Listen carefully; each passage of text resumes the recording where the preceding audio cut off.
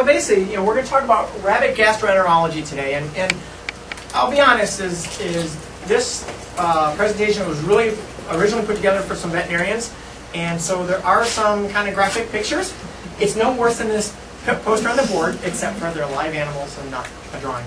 But if you see something you don't like, turn the other way and I'll go through it as fast as I can. So we're going to kind of talk about the kind of quirky anatomy of rabbits, and it's not a dog, it's not a cat. My theory about medicine and veterinary medicine for rabbits is you don't want a dog and a cat vet to treat your rabbit, and you don't want me, a rabbit vet, to treat your dog and your cat, because I haven't treated one in 15 years. And I think you want someone that knows the anatomy and the physiology and kind of knows what they're doing. And there's quite a few of us in San Diego, and a lot of them are on your vet list, and I think all of them are great. And so I'm far from going to say I'm the only game in town. You have to have comfort with your vet. So if you like them, definitely stick with them. And like I said, there's a lot of good rabbit veterinarians in San Diego. So, gastroenterology, or this is what I love. If the first thing your veterinarian wants to give your rabbit is fluid and Baytril, you need to find a new veterinarian. Because Baytril does not cure everything. Or, GI disease is food to feces.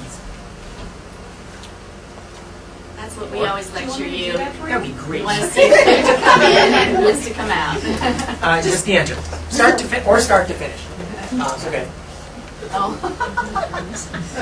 Good. So, the basic things about rabbits, and a rabbit's not a rodent, you probably all know this, is rabbits only have 2 upper and 2 lower incisors. The rabbits have 4 upper and 2 lower. Incisors are mostly open in rodents. They are open in rabbits too, and the open means they go throughout life. The difference on some of the, the incisors are open on both of them. The premolars and molars are open on rabbits, guinea pigs, and chinchillas, but they're closed on rats and mice and a lot of the other birds. So here's a kind of a skull. Kind of shows you these little peg teeth back here, and that's what makes a rabbit a rabbit. So the cottontails, wild rabbits, always have those extra peg teeth. So anatomy of the stomach. So we're kind of going down the intestinal tract. Their esophagus is pretty much the same as any mammals, except for rabbits cannot throw up.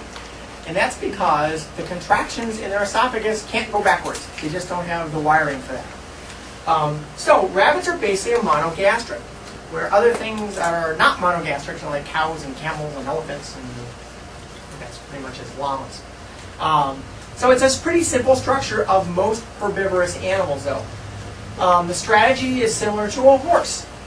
Big stomach, stores food, softens it up, passes it down to a cecum or a colon, where they digest all the nutrients or absorb all the nutrients.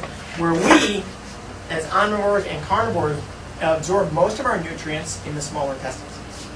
So they have an adaptation that allows them to rapidly separate and remove coarse fiber, and that's non-digestible. And then they flow everything else back in their cecum where they ferment it and they can absorb it. And the reason they've learned to do this is most rabbits were originally domesticated from a Spanish wild rabbit in the Iberian Peninsula, and the forage there is lousy. So they had to be incredibly efficient at absorbing all the nutrients. Well, hence, when we have these rabbits and we give them a lot of rich food, like a lot of vegetables and broccoli and stuff like that, well, they absorb it all and they kind of get fat. So they're really efficient at absorbing nutrients. So their stomach is never empty. So an empty rabbit stomach is a problem. And they have a muscle arrangement that prevents them from throwing up. So this is kind of a cow pathway. It's really busy. But the key is, food comes in here, it gets fermented. This a cow goes through different compartments. And think of this as kind of like a rabbit cecum. It starts digesting it and pushes it in there, and they absorb all these fatty acids and ketones and other things, and that's what they use for energy. And rabbits have their own bacterial and other flora in that cecum. And so there's normal bacteria and there's normal protozoa in there. So here's one of those gross slides. So this is a rabbit in whole intestinal tract. Here's his stomach. 7 times, 6 feet of intestines in that little body. That's a lot of intestines. So they're pretty tiny. But so here's the stomach. Here's the small intestine going to, right here is where the small intestine and the large intestine meet the cecum. And that cecum's a blind sac. So it goes in one way and it comes out the same way. And then it goes into the large intestine too. So, pH of the stomach is really acidic. So the normal pH is about 1.5 to 2.2. Hydrochloric acid is 1.0. This is really low down there. It tends to make it a very sterile environment. So most bacteria that a rabbit swallow, once it hits their stomach, it's going to kill them if that's a healthy rabbit. One of the reasons that have you ever heard of transpawnating some of these sick rabbits? What we do is we take the normal feces of a healthy rabbit and we feed it to an ill rabbit.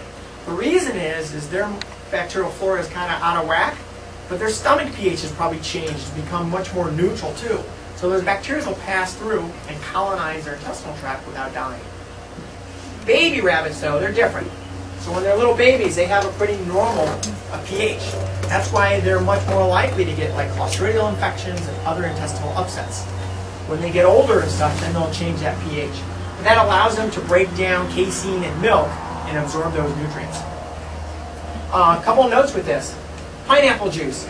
The pH of pineapple juice is 2.0. A normal rabbit with a pH of 2.0, the pineapple juice isn't doing anything. Now why it works on a cat, cat's pH is about 5. So it drops down the acidity in a cat's stomach, and then it breaks down all the hair for hairballs, and then it helps them. But it's not going to help on a rabbit at all. The same thing with papaya. Papaya, the theory of that is there's an enzyme called papain, which breaks down hair, and that's what helps break up rabbit or cat hairballs. But the pH of the stomach is going to denature all that papain, so that's not going to work either. So pineapple and papaya, they might like it, but it's really not helping any intestinal upsets. Okay, so the function of their stomach is just like a monogastric, which is us. So it has a really tiny, narrow lumen in their intestinal tract. It has fairly thick walls. I'm sorry, this is their small intestine. Thick walls in the small intestines. The most common sites for obstructions in rabbits is where their stomach empties out, called their pylorus, but also where their small intestine, large intestine, and cecum meet, and that's called the ileocecal junction. So those are the big places that they get plugged up. At the end of their cecum is called the cecal tonsil, and this is a rabbit-only anatomy thing. It's called the saculus rotundus. It's a immune organ, and it helps break down any bacteria that might be overgrowing in the small intestines, causing a problem. So it's an immune system, kind of like a lymph node in us. They also have a valve that prevents things going backwards, and that's the second most common site for obstruction. So here's a picture of it. So this is small intestine, here's the cecum, and here's this cecal tonsil there. And it should always be, because it's always active. There's lots of bacteria and protozoa and yeast in their intestinal tract, and so their body is constantly trying to fight it back and keep those numbers in control. So the cecum. The cecum's kind of a rabbit horse thing. I'm sure there's other quirky things that, well, actually some birds have it too that eat grasses. But it can make up about 40% of the volume of their intestinal tract. So that includes their stomach. Their stomach's about 20%. So it can be twice as big as their stomach. It's a blind end, very thin-walled, has this vermiculin process on the end of it that's also a lymph organ. That's a rabbit-only thing. But it's just where there's what's called anaerobic fermentation. And basically, they take in grasses, and they ferment it, and they get all these volatile amino acids out of it, and other alcohols, and they use those for energy. They're little beer factories, because that's what my beer bottle does too. But these are the normal things that they have in here. Bacteroides, some of these bacteria, and this is actually yeast, is common in their intestinal tract. If you actually, when rabbits poop and stuff, and you looked under the microscope, you're going to see some yeast in there, and that's normal. It's when there's a big population that we have a problem too. So here, this is kind of hard to see in here, but this is a surgical. This guy is alive, but it just kind of shows these are things all stacked up. It's nice and neat in there for 72 inches of intestinal tract. Everything has its own place, and their body is really, really good at keeping everything in the place. Dogs and stuff commonly have problems, and horses, when they roll around, they get contortions and convolutions and volvulus of their intestinal tract. I have never seen one in a rabbit. I've seen a couple of quirky things that are called intussusception, where the intestines slide in and out of each other, but I've never seen a twisting. And so they're really firmly packed in there, and it's a pretty efficient system. Okay, here's actually the end of the cecum again. That's the vermiculin process, immune organ. Okay, so their colon. So that's where the cecum empties out. Basically, it's the part of their intestinal tract from the cecum to the rectum. So they have a bunch of different transverse colon, ascending and descending. But this is the pacemaker. And what this is what controls the activity and how the intestinal tract beats. And if the cecum, if the colon doesn't empty out, the cecum doesn't empty out. So by emptying out their colon, that's how the cecum knows to empty out also. Usually those things happen at night, so they have much more activity of going to the bathroom at night than they normally do during the day. During the day and stuff, they more are actively going to the bathroom when they're moving, they're jumping around. That's what kind of stimulates movement. So any coarse material, like undigestible, is eliminated as feces. Everything else is kind of pushed back up in the cecum where it's fermented. And that can go through series a couple times. They'll see if they can break it down a lot. And then the distal colon is on the rectum where they go to the bathroom. So they have this kind of weird anatomy. It's called cecotrophy, where actually they eat their night feces. And one of the things that they do is these yeast and bacteria in their cecum break down a lot of these nutrients and make vitamin Bs as a byproduct. And when they eat their cecotropes, that's their basic way of getting their B vitamins. But they also produce this rich feces that has a lot of easily absorbable products. And so that's when they re-ingest that, and then when it goes through their small intestines the second time again, it's going to get absorbed as nutrients. There's a reflex on these guys when these specific cecotropes only is in their rectum. There must be some sensor there that they know to go around and eat it. I may never kiss Bobo on the lips. Yeah. Yeah. So on the right here is normal day feces. On the left here, these are these cecotropes, and you rarely ever see those because they're self-ingesting those. So nutrition. I mean, fiber is critical to these guys for multiple reasons. Just like fiber for us, it's the health of the intestinal tract. Second, it stimulates motility. Third, it provides them a nutrient source that's not nutrient rich, so they don't get fat. Low fiber problems. Well, we lower gastrointestinal motility. Can alter their pH a little bit too, because they're not fermenting all these things, and when they ferment, it makes an acid, and that lowers their pH. It alters the bacteria that are normal in there, allows other things to overgrow, like Clostridium, which is really nasty, some E. coli, potentially Salmonella. And when we change these things, it predisposes them to E. coli and Clostridial infections. So dietary requirements, and you probably all know this, because you guys are highly experienced at this, and a lot of veterinarians I know aren't.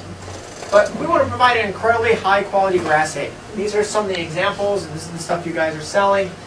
Timothy hay is fine for little baby rabbits that are growing fast and have a higher protein and calcium demand. But once they're older, they don't need that, and it can lead to problems. You mean alfalfa? Alfalfa, sorry. Alfalfa, sorry. Higher alfalfa diets, they're more prone to kidney and bladder stones. Kidney stones are pretty much non-curable. Surgery is really tough in rabbits. Bladder stone is a surgical correction. They also get that sludge. And so these are things that are much easier to prevent than they are to cure up later date. Basically, fiber-wise, we're looking for about 18 to 20% fiber in their diet. They generally have pretty low protein requirements. You probably all know this. Dog food and cat food is a definitely no for rabbits. I mean, they're just not a dog and a cat. They just don't need it, and it's just wrong. Sugar and starchy foods also are a big problem with rabbits. You know, they love their bananas, but bananas is a pretty big starchy food. And we definitely see some of these rabbits that are eating major components of these things have some obesity issues, they have some digestive problems, they have some bacterial overgrowth. There's a happy rabbit and a kind of happy diet, so mostly hays, some vegetables. I am actually not that against iceberg lettuce or romaine lettuce. It's just kind of an empty nutrient. It's kind of like giving them fiber and a little bit of water. A little bit of a concern with iceberg lettuce is because it has a lot of water, it might also be holding on a lot of fertilizer and insecticides and things like that too. So organic's better. I know organic's also more expensive, but I'm not too worried about it. I kind of figure out if the FDA is willing for me to eat it, and I can contact the lawyer and sue, they're probably okay for your rabbits. Not that I see a lot, but. Okay, disease of the intestinal tract. So we're going to go show some pictures of some of the problems that we commonly see, and you probably see too. So dental disease is a big one, stasis, obstructions, enteritis is lower intestinal problems, and then rectal polyps. So dental disease.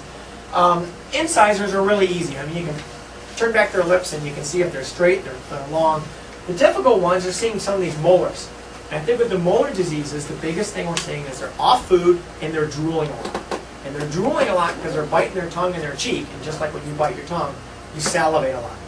And then they don't want to swallow it because moving their tongue on their cheek hurts. So it kind of comes out the front.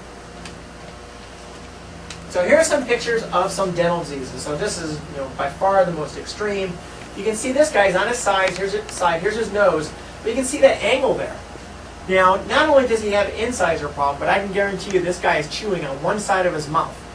And so that means that this side is wearing down and this one's not. And he probably has molar problems too, molar or premolars. And so this guy, you can see these are sticking out so far that his teeth are never going to meet and wear down.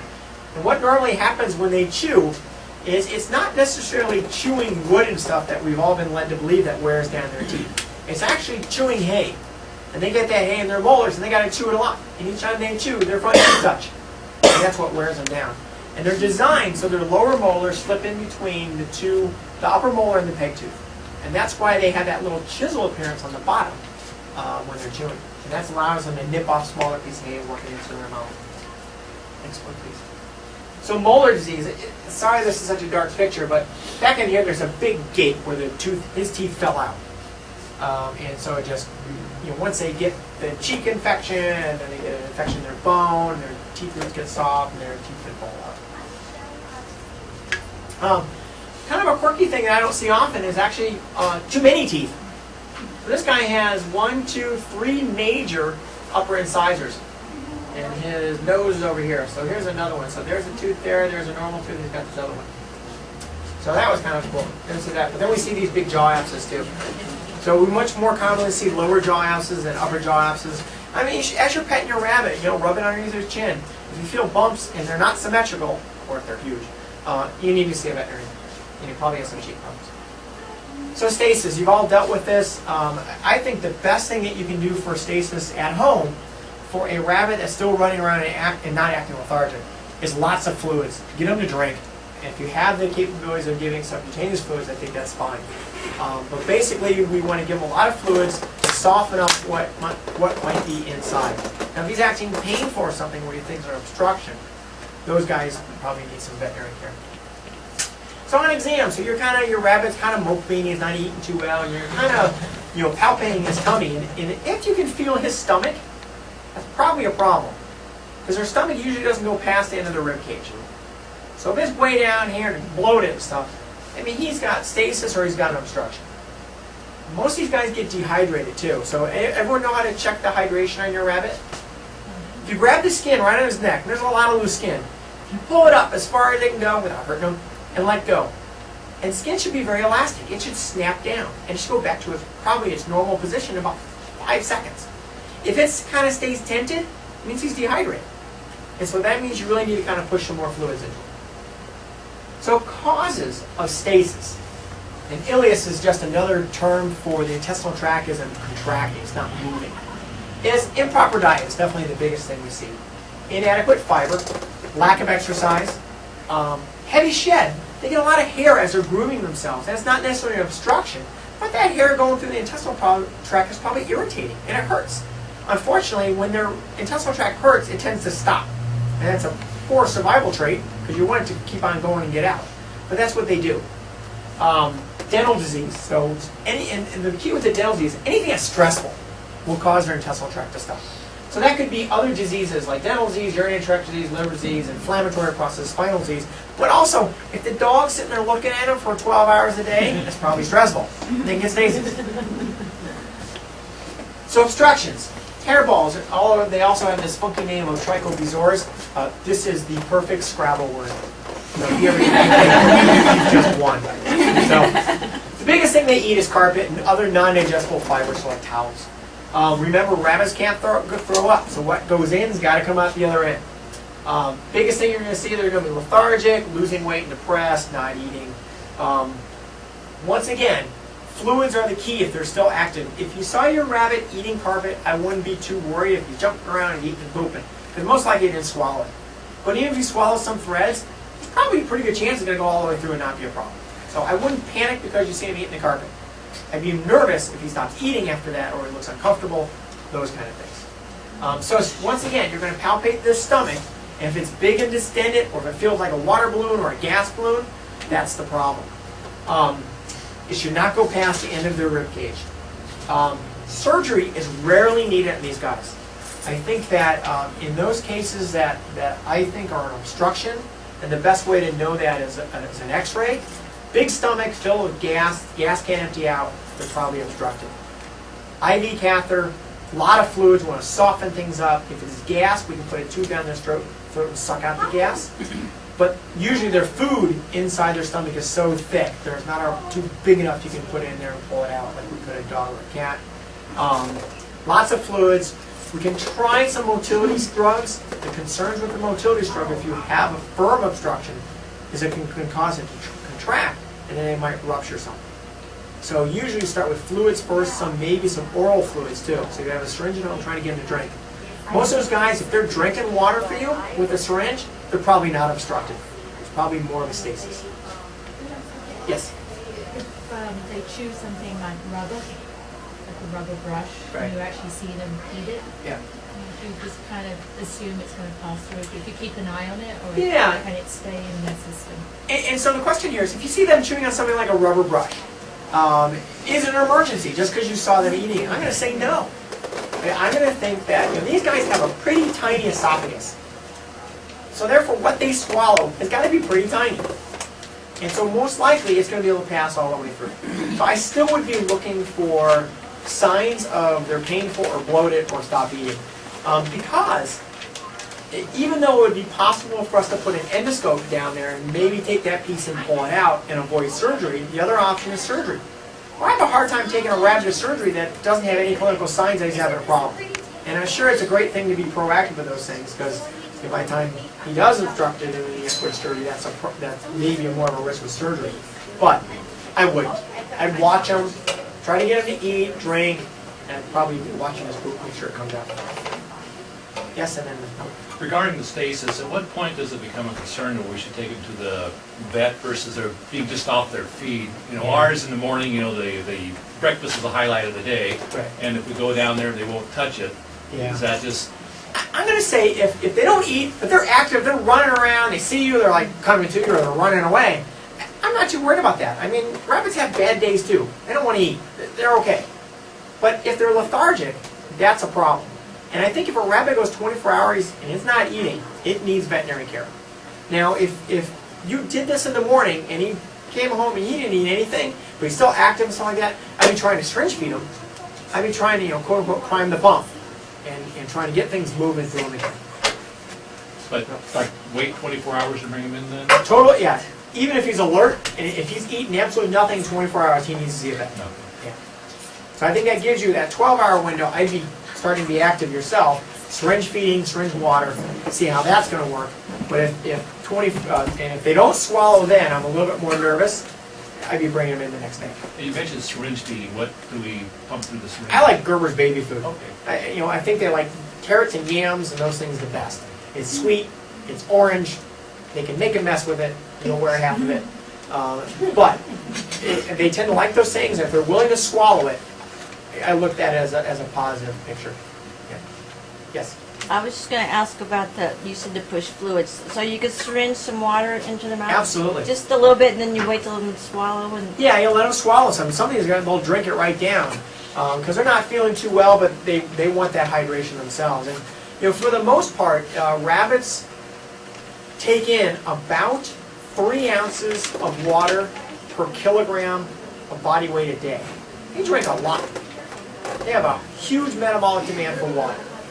And so if they're swallowing water, I would give it until they won't swallow anymore. So let them regulate. And I do the same thing with the baby food. You can easily get 2 ounces of baby food down a rabbit who's hungry. So I kind of say if they're aggressively taking it, I keep on giving it to them. I have never seen, knock on wood, I've never seen happen at my clinic or at someone's home where someone fed their rabbit so much through a syringe where they burst. Are you done? And I don't want it. And it's going to drip out everywhere, and they're going to shake their head, and you'll be wearing it, and you're like, done. Yes? Dumb question, but Nothing. what does a normal stomach feel like? It's, you know, he won't let me, he doesn't like to have his belly touched. So if I'm trying to figure out if something's stuck, Well, the key is you should be able to feel their stomach. okay, Yeah. just feel the bottoms of the ribs and then. Right. But you know, intestinal tracts and cecum and all that stuff you should feel. So I mean, Okay. most rabbits, that one picture where we showed the anatomy where everything's lined up, there are no empty spaces in a rabbit's intestinal tract or abdomen. So I mean, you should feel something everywhere. But what you shouldn't feel is anything that feels like gas. So they have really small pockets of gas because they're fermenters. So they should not have a ball of gas. And that's a sign of a stasis or some kind of intestinal upset. The fat rabbit, you can't really feel much. And in fat rabbit, it's hard to feel things. Yeah. So prevent the fat rabbit syndrome. Because you know, one of the things that rabbits do is they actually put fat, like me, last. They put it in their liver first. And so they lose liver function before they show a whole lot of obesity problems. And so when their liver shuts down, it's called hepatic lipidosis or fatty liver disease. Those guys are very, very hard to save because they don't have any functioning liver left. I was only about 3 years old. He used to hop around a lot and be real active. Now he just, when he's out, he just wants to be petted. Yeah. Is he big? What? Is he big? No, not Not that big, overweight? not overweight. Yeah. He's a small rabbit. Should we push him to try to No. get a lot of exercise? If he's overweight, yes. If he's not overweight, no. And, you know, it's just probably a behavioral change. Now, when he used to be active, was he running away from you, or No, just just like, scared of you, and now he likes he you? still occasionally runs around in circles Yeah. and jumps around, but it's, I think it's age related. He's just getting older. I'm How still do you waiting know for my fat kids to do rabbit that. from healthy, well-fed? I mean, with all the fur. And palpating them, if you palpate down their rib cage, and at the end of their rib cage, their abdomen should not be that much wider than end of the rib cage. And if you can't feel the ribs, that's a bad thing. That means they have a lot of fat here. So I mean, you should be able to roll your finger over the ribs, and it should feel distinctly like bone, and you should be able to count ribs. Okay, Okay. so, I see everyone's nervous here. Like, what's going Jenny Craig for rabbits. Right. you killed your rabbit. So you can't tell that they're fat first, but they show liver problems first, right? Well, how do I know that they have a liver problem? Blood work. Blood work. So, Now I'm going to say though, if you think your rabbit is overweight, but it's doing really great, you don't need to do blood work. Because if you do blood work and he has some marginal liver problems, I'm going to tell you to diet him. So just diet him. Get him to lose weight. And that's what I'm having a problem with. I'm trying to change to more pellets, and they're like, no, thank you. And I'm Pellets from concerned what? that they're not eating. Well, I had a pellet mixture that had dried vegetables and stuff in it, and they like the dried vegetables, and the pellets are like, not, they just leave them. Yeah. And they eat a lot of hay, but they don't. She's overweight, and he's not. Yeah. So So what do I do? my thought here is, and a pellet is basically, we're taking as much calories as we can, we're cramming into a little pellet. So pellets aren't necessarily a good thing for rabbits. Okay. Because it's calorically dense. So they can eat a lot of them, and per volume in their stomach, there's more calories now. So the rabbit that doesn't eat pellets, but still eating hay, I think that's great. He gets no pellets. And the freeze-dried vegetables, there's no nutrients in there whatsoever. It's baked within an inch of its life. We've destroyed every vitamin whatsoever on it. So, But how do you get, I'm trying to get her to lose weight, and what my concern is, I don't want them not to be eating enough, but I'm trying to get her to lose weight and get him still to eat and him not to lose any weight. And they well, eat you might have to together. separate them for limited feeding time then. And Okay. that's a hard thing to do, because you have one who you want to lose weight, and one you're trying to get to gain weight or maintain weight. And so, I think she is... Yeah, she's very active. She's I think hay only. she's healthy. Okay, hay she's only. hay only and that's Yeah. it? Yep. If you want to give her a little bit of lettuce as a treat or something like that, but it's a hay-only diet. Okay. And some rabbits are just like that. Okay, and I think she's really healthy. She's very active. She runs around like crazy and Yeah. she seems I to mean, want I'm to... definitely not panicking over it, but I think it's just something that you need to watch for. Yeah, because I don't want to have Trying to liver do it. problems. And I'm going to say too, I mean, rabbits come in all shapes and sizes. I mean, you might have a rabbit on the chunkier side, And that might be its normal body weight. But I think I try to see if you can get it to lose some weight. And two is, keep within reason here. I mean, I'm a little bit overweight. My doctor's okay with it. I'm okay with it. Your rabbit's okay with it too. It's the obese rabbits that we're worried about. So those are the guys, I mean, if your rabbit's obese, it's going to die younger than it should. Like any animal. So that's what we want to try to cure. We don't want to try the guy that's 10% overweight. I'm not worried about that. Would you recommend having blood work done with with their annual checkup every year? Yeah, we kind of, no. Perfect world, yes. But is it necessary? I think not. I would recommend blood work around 5 or 6 years of age. I would recommend as a geriatric rabbit, which I consider big breeds 7 or 8, small breeds 10 to 12. I would recommend annual blood work. Older than that, probably twice a year exam, and if they have problems on their blood work, at least twice a year blood work. But I think that the key is go to your veterinarian for the annual exam, because they might find something on just the physical that says, okay, I think we should do blood work. But I'm not a big fan of, your rabbit's looking great, it's 3 years old, we need to do blood work. I'm pretty sure it's going to come back normal. I mean, my pediatrician's not drawing blood on my kid every year.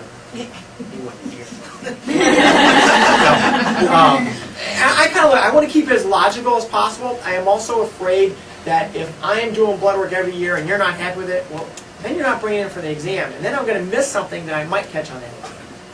So I think the exam once a year is absolutely fine. And I kind of wish there were rabbit vaccines, because that's the one thing that gets people to take their dogs and their cats to their vets. Is that you need that vaccine, you need the checkup. I'll be honest, I don't go to my doctor every year. Should be, but I don't. So, and it's kind of hard to convince people that they're healthy appearing animals got to go to the vet every year. But I think it's important. I make my kids go.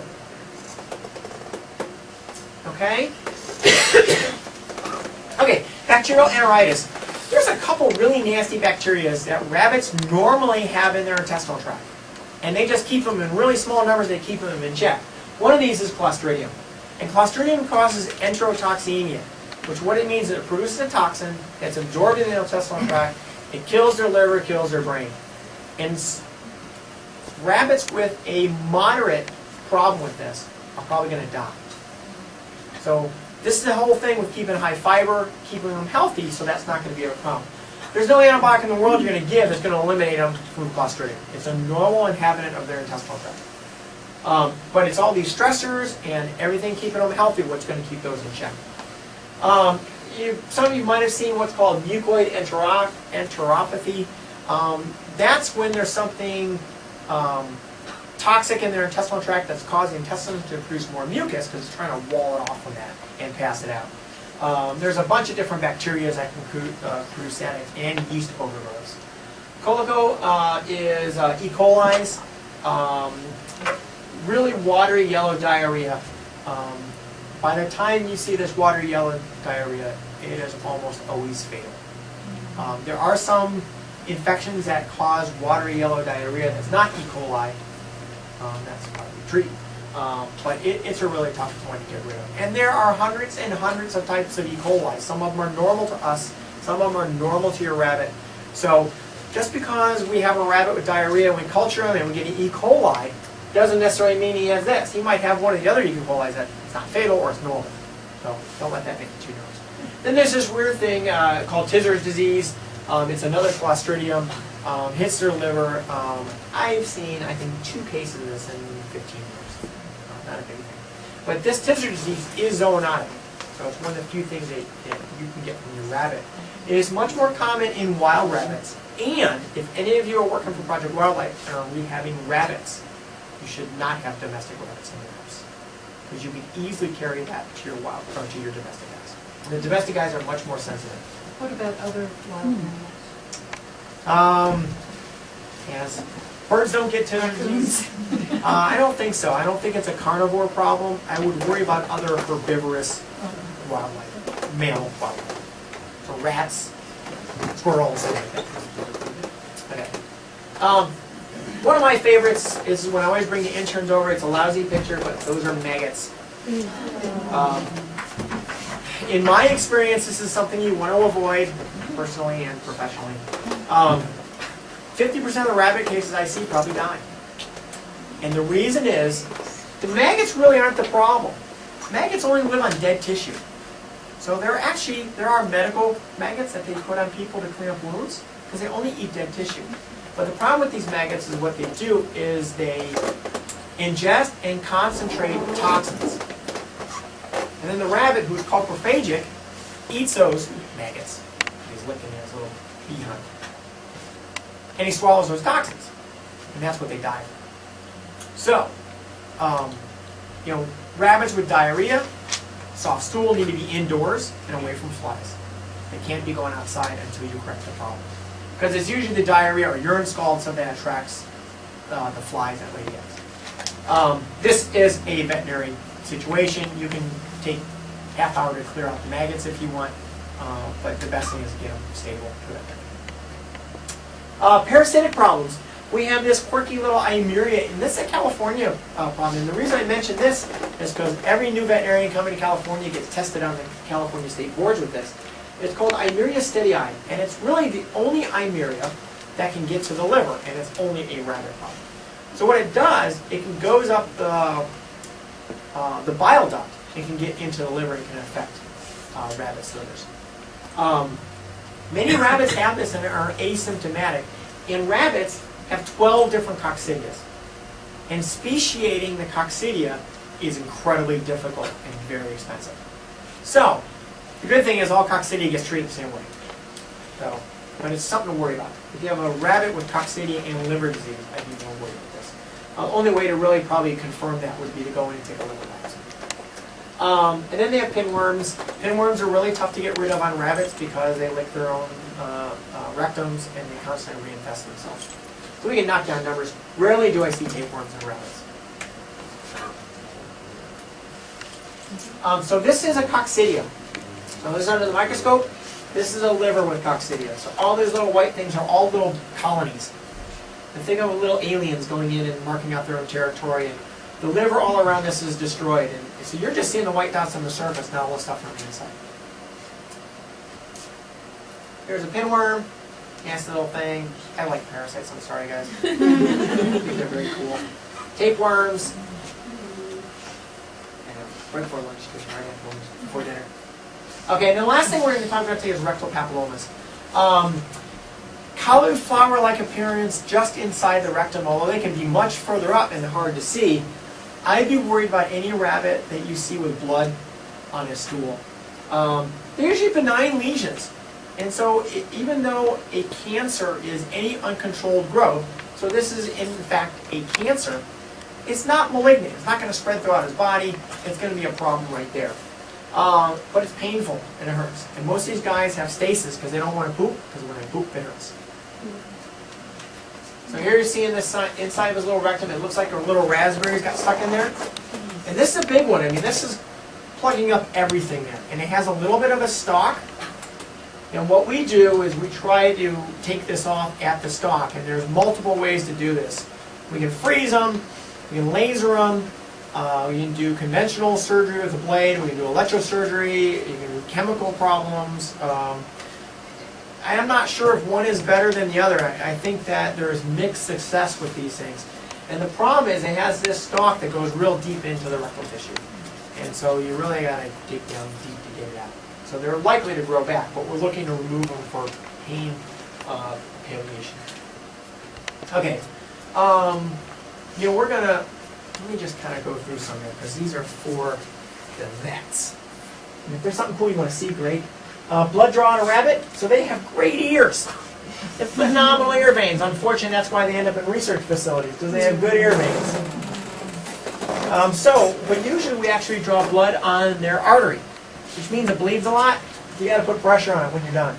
There's a little money clip with the ear clip on it. Okay.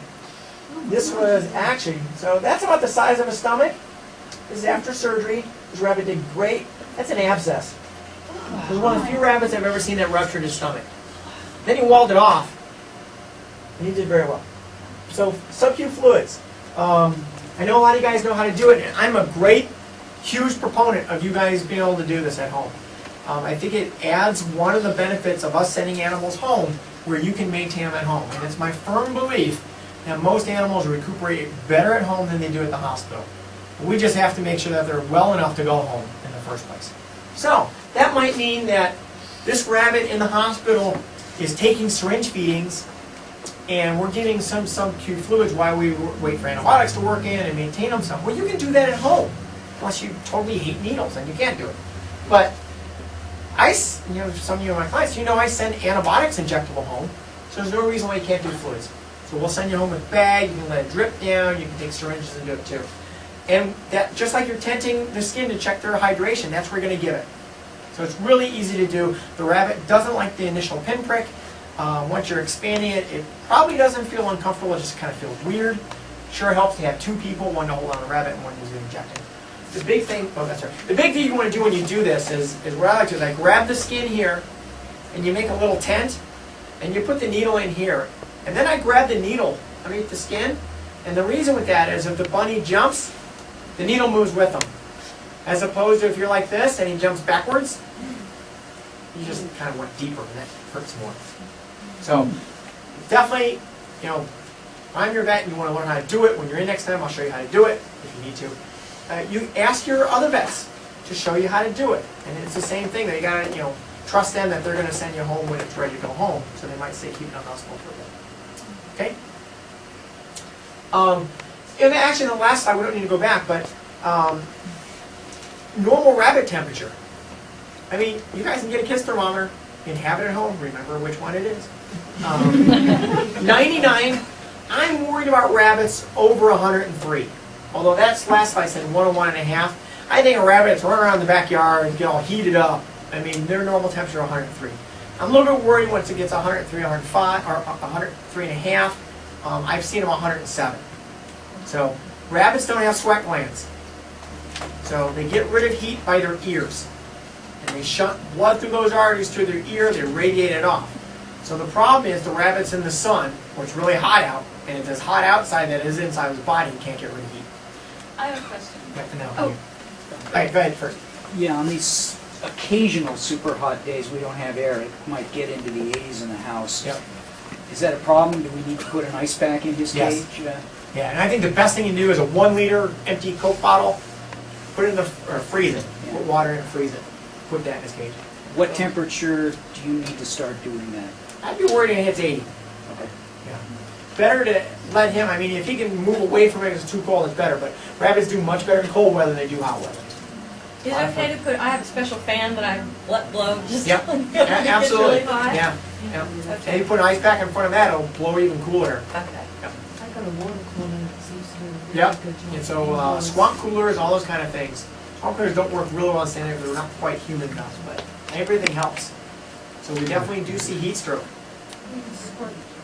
Squirt through your ears. And yeah, if you have an animal that's in heat stroke, you can put some water on their ears. You don't really want to do alcohol, because the other thing that rabbits do is when their ears get cold real fast, they shut down the blood supply to their ears. Because then they think it's a cold day, and they don't want to lose heat. So they're shunting blood inward. So if you put a cold, like an ice thing, on his ears, he's just going to stop the blood supply to it. So if you have a really, I mean, if you do a rectal temperature and it's 105 and you're on your way to the veterinarian, put a cold pack in a towel or ice cubes, whatever, in a towel, and put it on his chest and dry it. Careful with the quick. Now, this is the opposite question. When do you worry about a bunny being too cold? Yeah. And the reason I say this is my bunny is indoor, outdoor. She does what she wants, and she likes it. She'll just Yeah. stay out wherever she wants. But I'm worried about her being cold. Yeah. I think if they have a place to get out of it if it rains, I think there's no such thing as too cold in San Diego. I know people have their rabbits outdoors all year round in Chicago. And they do fine. So, yeah, I'm not too worried about too cold here. Now, I mean, I guess it's the same thing. You don't want to have your rabbit in a nice heated environment indoors in the middle of winter for one time. You throw them out during the day because I will have a cold shock going on there. So you want to kind of acclimatize with the cold weather. Okay. So yeah, let's do another one.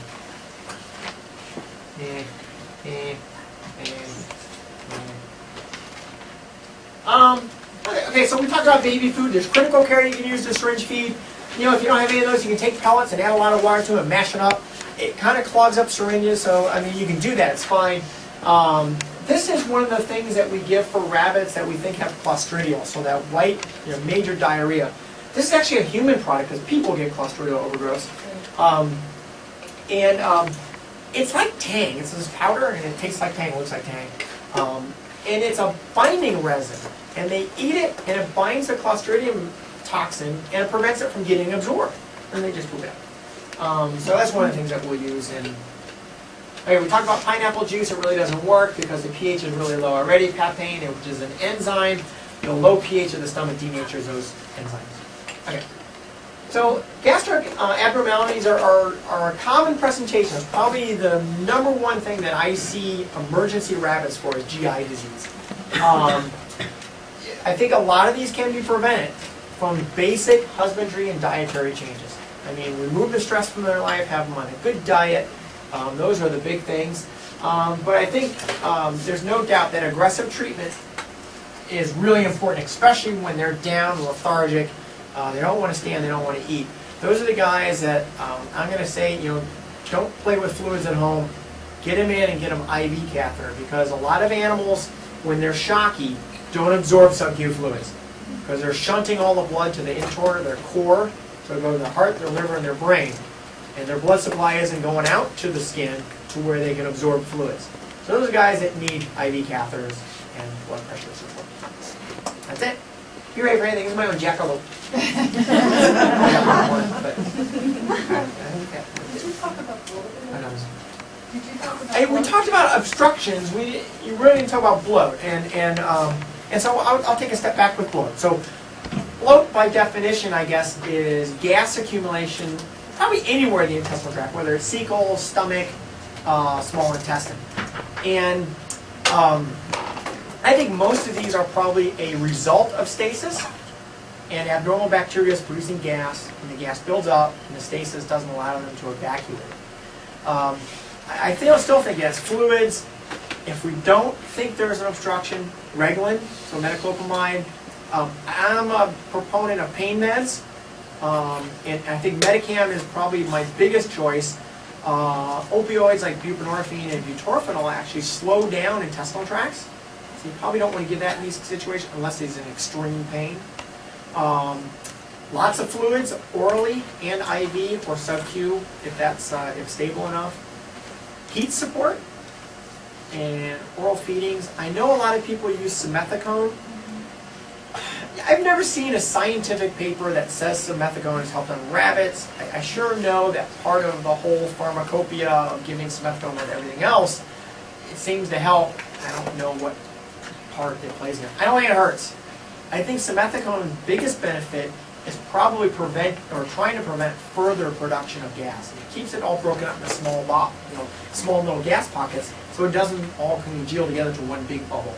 And the big bubble distends your intestinal tract and it hurts, and then it gets stasis. So if you can keep it small, then we'll let it go. Well, and the thing is that the reason that we tell people that is that it can pass the gas. Right. And I don't know if you've ever had a rabbit fart. I have. I have. I'm sure I have it. It wasn't that memorable. Yeah, it's pretty funny the first time you see it. But yeah, I mean, so that's why we do it, is to break the gas down and hopefully get them running and get them massaging. And so that goes into, we had open house for my 9-year-old son, and they had all video of their favorite jokes. And his favorite joke is, what is invisible and smells like carrots? Yeah. Rabbit farts. Yeah, proud moment. All the other parents. Any questions? What about? Yeah, we'll start here. What are how common is rear leg paralysis, causes, preventions? I think it's fairly common, and causes are trauma to the leg, so they caught on something, they pulled it, and hurt a nerve or some soft tissue. And those are usually correct, but spinal disease is probably the number one thing. Ecaniculi is probably up there too, but I see more ecaniculi paralysis with actually front limbs, those ones that splay, because it's a brain problem, not a spinal cord problem. So arthritis, dislocations, trauma to the back, leg paralysis more than anything else. Okay, we've had two, and both toward the end, 12 and 13 years old, they both. collapsing discs, and rabbits. Unfortunately, rabbits have not been bred for domestication for longevity. They've been bred for meat and hair and things like that. So rabbits have incredibly lightweight bones, and they break easy. But that's so they can hopefully run faster than the predator that's chasing them. So once again, nothing to prevent it. Lots of calcium. Yeah. Yeah. Well, but even that you gotta monitor, because if they get too much calcium, they get bladder stones and things like that too. So I don't think it's necessarily an osteolytic problem where their bones weaken. I just think it's more of probably disc collapse and arthritis. I know some people that have used Cosequin and glucosamines for rabbits and stuff. My experience on a lot of those, the oral stuff causes more GI upset on them than anything else. There is injectables that seems to stave off arthritis a little bit. But that would be more toward once you see symptoms, though, right? Correct. Yeah, Yeah, but not it's- necessarily a preventative. Yeah. Yes. 2 questions. Sea controls. You say that you shouldn't really see them. Correct. I do see them. Okay. So that means their diet's too rich, or? No, and so the question is, you really shouldn't see cecotropes. And so either they're eating too much and they don't need to re-eat all of them, or they have a physical abnormality to where they can't turn around and eat them. So we see a lot of cecotropes on fat rabbits that are too fat to turn around, or are arthritic. They just can't turn around all So of it's them. not all the time, it's just occasionally. Yeah, I probably wouldn't worry about it. Okay. Active and healthy every other way. And the other question is, it seems strange, but I got my male rabbit sucking my female rabbit, and he has very malodorous poops. Yeah. I mean, really strong Yeah. odor. And the other one didn't have that. Is that a problem with his colon or intestine? Well, it's probably a different bacterial flora. And so usually when we have malodorous stool, it's an anaerobic bacterial problem. And so whether it's one of his normal ones that are growing too much or an abnormal anaerobe in there, it's hard to say. But I mean, I think that guy, I mean, any kind of gastrointestinal problems, I'd be thinking of doing an elimination diets, which means I would take everything away from him until hay. Give him 30 days. If the odor disappears, then you can start adding one thing a month. He can start getting lettuce again. And if in a month he's doing great, then he can start getting carrots. And then you're going to find out what's causing the problem. Mine have a very incredibly rich diet. Everything from dandelion, parsley, Yeah. I mean, all mixed together. Right. Is that too much? Or should Well, I think for stick him to it probably is. Okay. He probably has just more of a delicate intestinal tract. He just can't handle it. So you can try cutting back maybe on the volume first before you make him hate you by doing it. Because I can say up here, I just take it all away from him. I don't see the rabbit. Yes. What are your thoughts on the cans of pumpkin for pumpkin pie to help maintain a healthy GI tract? Yeah, feeding canned pumpkin to your rabbits, I think minimal amounts as a treat, but it is calorically rich. It's a carbohydrate, has high fiber, which has the bulking, healthy part. But I think that if they're getting a lot of it, they're probably going to be overweight. So, I would probably say, I mean, if you want to put a little dollop down as a treat, that's fine. But if they're getting a quarter can a day, I think there's a problem waiting to happen. Yep. Would you do anything differently with a rabbit that has the megacolon syndrome, with the poops that are Yeah. ginormous? That whole kind of megacolon thing is, I don't understand it. And so in dogs, megacolon is a specific disease where they have a neurologic problem called myasthenia gravis, where they can't control their colon. And so I am probably going to throw this into more individual variation. Some rabbits poop bigger than others. And whether it's dietary, what you're giving them, or whatever. So, Well, the studies that have been done on it show a lack of innervation to the gut. Right. For those particular rabbits that fall into that group. right. And so whether it's Which not are necessarily a those- myasthenia gravis problem, but Yeah. a similar problem. Yeah. And- But nobody's really kind of come to agreements on the name. yeah. HRS educators are now, what did we just gave it an acronym? let's see, megacolon / cow poop syndrome. So we're calling it, I think, MCCP or something like Right. that. And I Just mean, because and those big, long, Yeah. dog-like poops, I mean, yeah, I think there's something wrong with that, but a rabbit has normal shaped pellets that are just big. I have a hard time calling that megacolons. I don't think it is. I think what he's talking Yeah. about is the ones that are more Dog. oval, wet, Yeah. and really spongy, wet, that come out odd shapes and bigger. Yeah. I mean, it still could be dietary problems. I mean, he just can't handle something. But, neurologic problems, those things are hard to diagnose. And, unfortunately, you got to remove your animal's colon to do that. And they tend not to like that. Do rabbits have allergies? Yes. And I'm going to say yes only because they have the immune system with all the immune globulins that cause allergic reactions, meaning IgE. So yes, they possess the function for it. I don't think I've ever seen a contact allergy in a rabbit. I've suspected a few food allergies in a rabbit. Okay. Major diarrhea. Most of those have been, I think, carbohydrates. Yeah. Mine occasionally will have little season fits, kind of like there's something in its nose irritating, and there's no discharge or anything, and he acts fine, he doesn't act like he's sick, Yeah. and then he stops doing it, so I it's think made me wonder for that you're looking for seasonal variation, and I think those are you got to take notes. If, every spring your rabbit's doing that, it's a problem. But it could just be dust getting up there too, and that's how rabbits clear their nose. They blow it out. Yeah. Hans? No. I guess, do you know of any tricks or any way to entice them to eat the wooden treats we give to them versus the $500 sofa? Carrot juice? That'd be good for Yeah. Rabbit Society. Yeah. Paint it with carrot juice and see how that helps. Yeah. Now, you gotta, Soak your I don't know, maybe sit there and chew on it yourself and go, Yeah.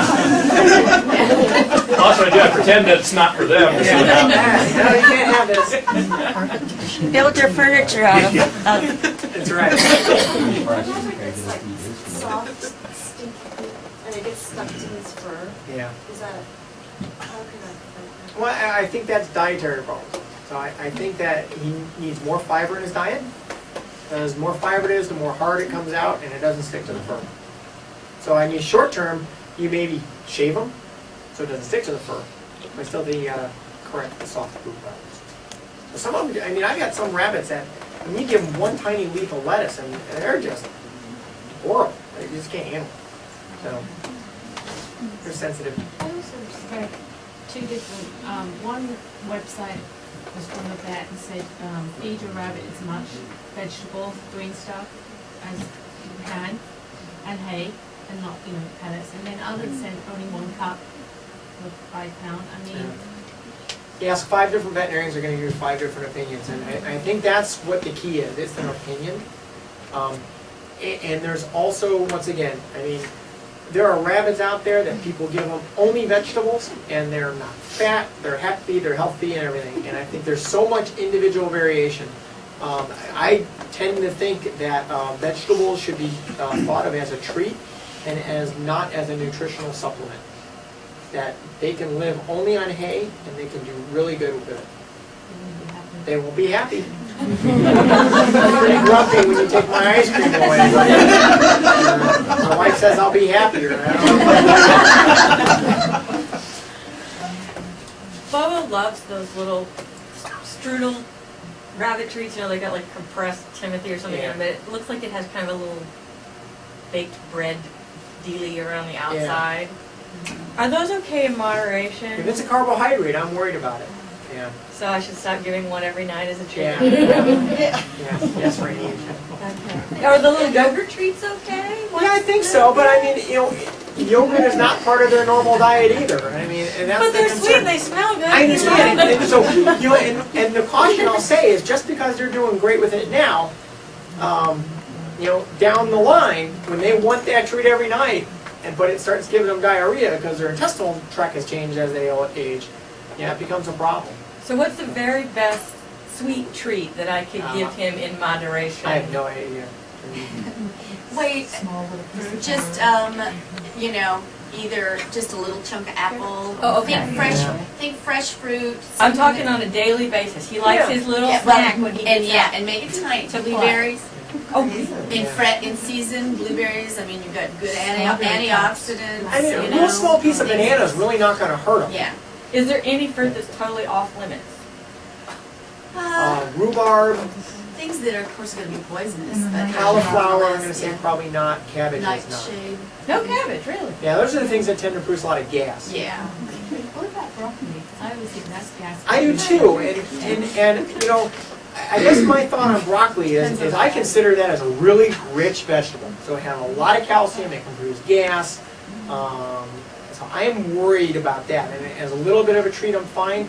I don't think that should be a main part of those diets. I see some rabbits that get a lot of broccoli, and those are guys I can guarantee they're going to get a sludge, a stone, and I'm going to have to do something expensive to your rabbit. He'll treat is fine. You'd be giving him broccoli leaves from the broccoli plant in the bag. Is that also, should that be not? Dark leafy greens have more calcium. Okay. Yeah. But little bit's okay, just. A little bit's okay. Yeah. What's your opinion on probiotics?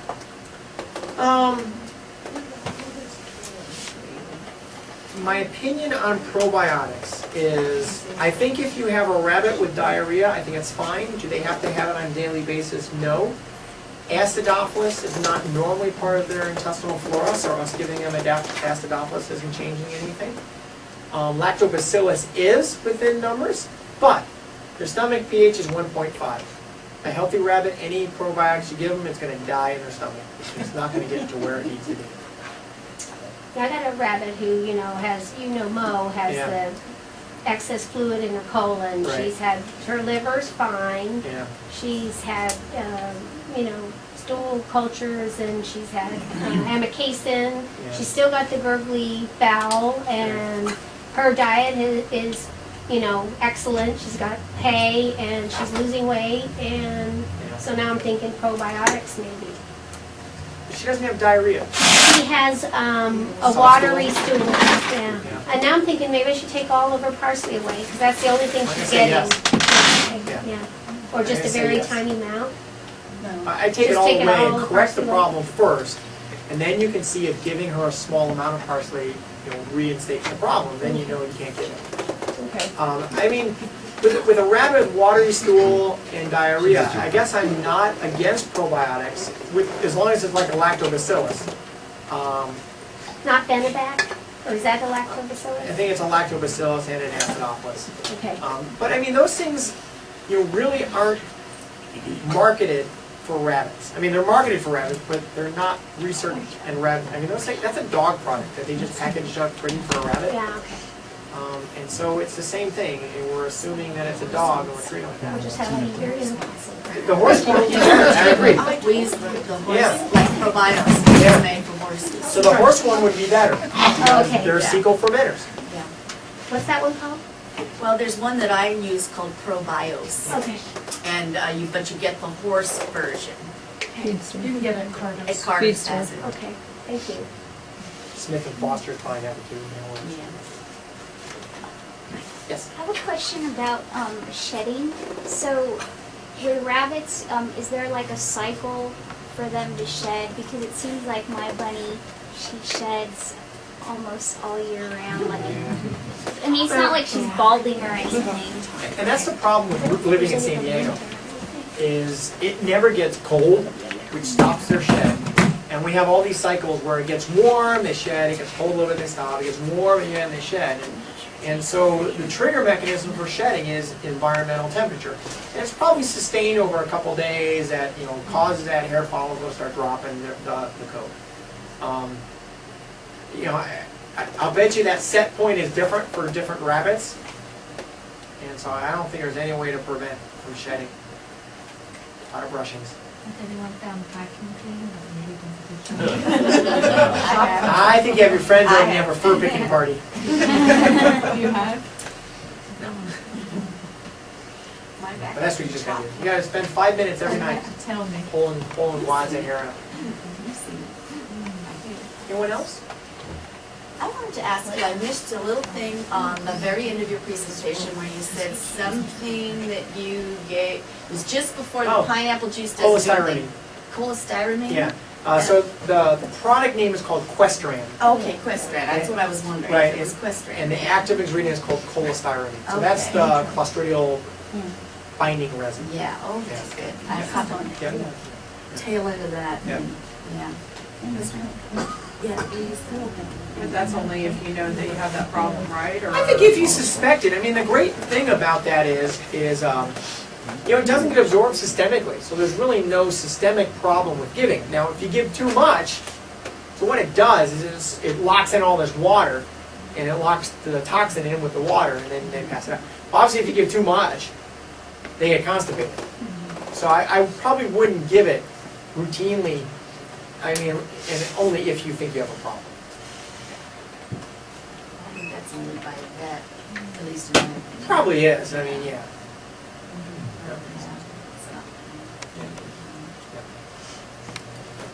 Anything else? Do you want to do the drug prizes? In a minute, yeah. Oh, okay. We can, I thought, I didn't know if there was any more questions. We're gonna have a lot of pissed off rabbits tonight, Doctor. Sorry. I'm sure. Are you available 24/7? I'm sure my hell will involve rabbits and birds and every advice I've given on diets. Yeah. Pretty much better hope I'm going to heaven, because it's going to be a long. you're not gonna have ice cream either. Yeah, I reckon I have a lot of animal faces if I'm going down. Well, thank you very much. You're welcome.